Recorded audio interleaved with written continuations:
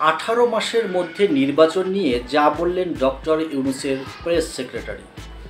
প্রধান উপদেষ্টার press secretary Shafiqul Alam বলেছেন, কতদিনের মধ্যে আগামী জাতীয় নির্বাচন হবে, 16 মাস না 18 মাস পরে, এটি ঠিক করবে দেশের জনগণ।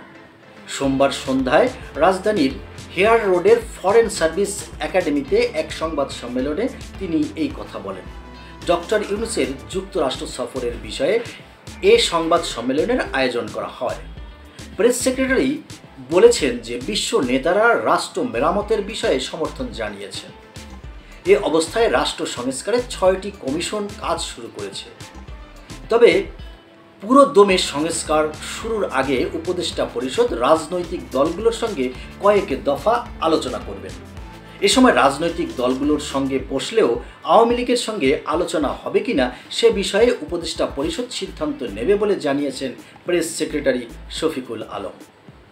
18 মাসের মধ্যে নির্বাচন প্রসঙ্গে এক প্রশ্নের জবাবে তিনি বলেন, নির্বাচনের বিষয়ে সেনাপ্রধান নিজের মতামত জানিয়েছেন। কত মাস সময় লাগবে সেটি নির্ধারণ করবে জনগণ।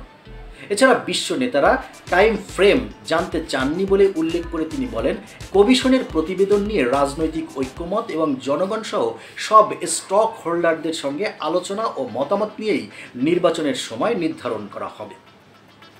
বন্ধুরা, জনগণের প্রতিনিধি নির্বাচন করা ছাড়া একটি গণতান্ত্রিক প্রক্রিয়ায় রাষ্ট্র কখনো চলতে পারে না।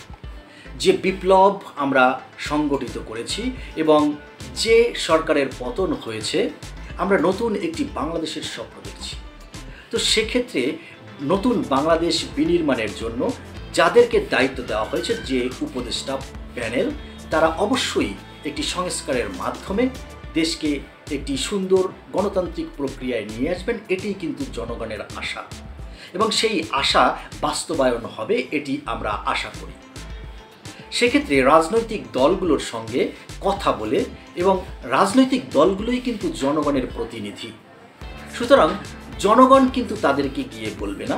এক্ষেত্রে রাজনৈতিক দলগুলোর সঙ্গে আলোচনা করেই একটি সিদ্ধান্ত নিতে হবে কবে হবে আগামীর নির্বাচন।